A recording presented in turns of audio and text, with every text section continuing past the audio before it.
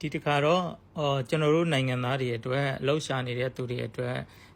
ကျွန်တော်အတွေ့အကြုံနဲ့ဆက်ဆက်ပြီးတော့ကျွန်တော်ပြောပြပေးပါမယ်အလုပ်ရှာနေတဲ့သူတွေအတွက်ပေါ့အဲ့တော့အလုပ်တွေကိုဘယ်မှာရှာရမလဲဘာတွေကိုစောင်းရမလဲဘာတွေကိုရှောင်းရမလဲဆိုတာကိုကျွန်တော်ဒီကနေပြီးတော့ပြောပြပေးပါမယ်ဟုတ်ကဲ့ဒါဆိုကျွန်တော်တို့ကပထမဘာကိုစဉ်းစားရမလဲဆိုတော့အလုပ်ရှာနေတဲ့သူတွေအတွက်ဘယ်အလုပ်ကဘယ်မှာရှိနိုင်တယ်လဲဆိုတာကိုကျွန်တော်တို့စဉ်းစားရမှာဖြစ်ပါတယ်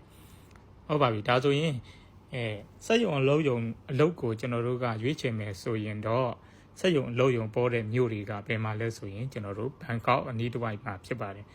ဘန်ကောက်အနီးတစ်ဝိုက်ကပေါ်ပါတယ်အဲ့တော့ကျွန်တော်တို့ဒီဘန်ကောက်ဘက်ကိုရွေးတာကစက်ရုံအလုပ်ရဖို့ရအတွက်ပို့ပြီးတော့တည်ကြပါတယ်ပို့ပြီးတော့ရခိုင်နှုန်းများပါတယ်ဒါကြောင့်အဲ့ကို recommend ပေးပါတယ်နောက်ဒီကိုကအင်္ဂလိပ်စာလည်းရတယ်အဲ့တော့စက်ရုံလုပ်ရုံပဲလည်းမလုပ်ဘူးစားတောက်ဆိုင်အလုပ်မယ်နောက်ဒီဟွာကိုလုပ်မယ်ဆိုရင်တော့ဟိုတယ်တွေဘာတွေလုပ်မယ်ဆိုရင်တော့အလုပ်ပေါ်တဲ့နေရာရှာလို့ပို့လွယ်တဲ့နေရာပေါ့ဒါကျွန်တော်အတွေ့အကြုံရပြောပြတာအဲ့ရဘယ်မှာလဲဆိုရင်ဘန်ကောက်နဲ့ဖူးခက်ပတ္တရာဖြစ်ပါတယ်အဲ့တော့ရှားနေရာတွေလည်းရှိပါတယ်ကျွန်တော်ဒီပို့လွယ်ကူတဲ့ထင်တဲ့နေရာကိုပြောပြတာပါအဲ့တော့ဘန်ကောက်ဒီဖူးခက်လိုနေရာကပို့ပေါ်ပါတယ်ဘာဖြစ်လို့လဲဆိုတော့အဲ့ဒီနေရာတွေကဒီဥမာပေါ့ဖူးခက်လိုနေရာဆိုရင်လုံးဝဒီ foreigner တွေကပျော်ဖို့ရာအတွက်ပဲလာတာပတ်စံသုံးတဲ့နေရာဖြစ်တယ်ဒါကြောင့်မလို့ကျွန်တော်တို့ကဘာလဲဆိုတော့ဝန်ဆောင်မှုပေးတဲ့နေရာဒီအဓိကဒီဖူးခက်လိုနေရာကဒီစားတောက်ဆိုင်တွေဟိုတယ်တွေအလုပ်ပေါ်တဲ့နေရာဖြစ်တယ်အဲ့လိုနေရာကိုကျွန်တော်တို့ကရွေးချယ်ရင်အလုပ်ရနိုင်ကြီးပို့ပြီးတော့မြန်ဆန်ပါတယ်အဲ့တော့တကယ်တမ်းကျွန်တော်တို့ကျေတော့ဘာမှမကြပါဘူးဒါကဒီတစ်ပတ်လောက်ဒီ3ရက်တစ်ပတ်နဲ့ကိုအလုပ်ရှာလို့ရပါတယ်ဒါပေမဲ့အဲ့ဒီအလုပ်ကဒီကိုကဘာဒီရှိကိုမှဘာရှိတော့ပေါ့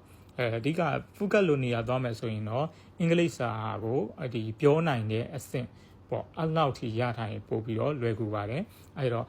ဖုကတ်လိုနေရာမျိုးမှာကနောက်တစ်ခုကထိုင်းစာကြီးတာကြီးမလိုပါဘူးဘာဖြစ်လို့လဲဆိုတော့လာတဲ့သူ90ရာခိုင်နှုန်းနီးပါးကဘာလဲဆိုတော့အကုန်လုံးကနိုင်ငံသားတွေကြီးတယ်ဖြစ်တယ်အဲ့တော့ဘာလဲဆိုတော့အင်္ဂလိပ်စာရရင်ကိုပဲအလုပ်ရနိုင်ကြီးများပါတယ်အလုပ်ရပါတယ်โอเคပါနောက်ဒီချင်းမိုင်လိုနေရာကြတော့အလုံးမရှိလားဆိုတော့ရှိတယ်ခုနစက်ရုံတွေက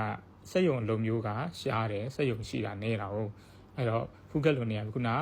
ဒီဧည့်သည်လေးလဲလာတယ်နောက်ဒီမှာကျောင်းတွေဘာတွေပေါ်တော့ကြတော့ကျောင်းဆရာအလုပ်တွေဘာတွေဆိုရင်ဖူးကက်တို့ sorry ဒီချင်းမိုင်တို့ဘန်ကောက်တို့ကရှာလို့ပို့ပြီးတော့လွယ်ပါတယ်ဟုတ်ပြီဒါဆိုရင်ကျွန်တော်တို့က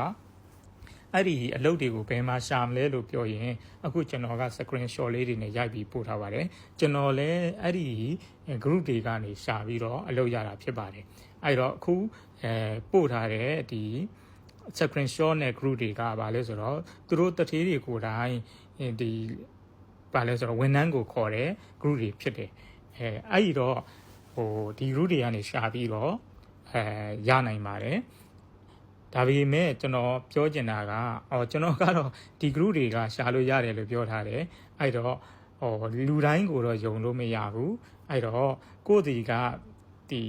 ပတ်စံပေါ့လေအရင်တောင်းတဲ့သူမျိုးဆိုရင်တော့လုံးဝမလျှောက်ပါနဲ့ကိုယ့်စီကပတ်စံအရင်ပေးမှအလုပ်ရမယ်ဆိုရင်တော့လုံးဝမလျှောက်ပါနဲ့ဒါသတိထားစရာပါဒါကအလိမ်ခံရဖို့များပါတယ်ကျွန်တော်လည်းအလိမ်ခံခဲ့ရပါတယ်ဒါကြောင့်ကျွန်တော်ကပြောပြတာပါလုံးဝမလျှောက်ပါနဲ့ဒါကြောင့်ဒီ group တွေကရတယ်ဆိုတော့ကျွန်တော်ပြောလို့လျှောက်လိုက်တယ်ဆိုတော့အလိမ်ခံရမှာဖြစ်နေမျိုးကြောင့်ပါပတ်စံပေးရမယ်ဆိုရင်ပတ်စံအရင်ပေးရမယ်ဆိုရင်လုံးဝမလျှောက်ပါနဲ့အဲ့တော့အခုကျွန်တော်ပေးထားတဲ့ဒီ group တွေကဘာလဲဆိုတော့ blue collar job လို့ခေါ်တယ်ဒီစားတောက်ဆိုင်အလုပ်တွေ hotel အလုပ်တွေအဲ့ကောင်တွေများပါတယ်နောက်တစ်ခုကကျွန်တော်တို့ဒီ white collar job ဆိုတဲ့အကြောင်းစရာအလုပ်တွေတို့တခြား engineer နဲ့ပတ်သက်တဲ့အလုပ်တွေရှာမယ်ဆိုရင်တော့အခု job time တို့ linkedin တို့နောက် job dp တို့ဒီကောင်တွေကနေရှောက်ရင်ပို့ပြီးတော့ရနိုင်ကြီးများပါတယ်ပို့ပြီးတော့လွယ်ပါတယ်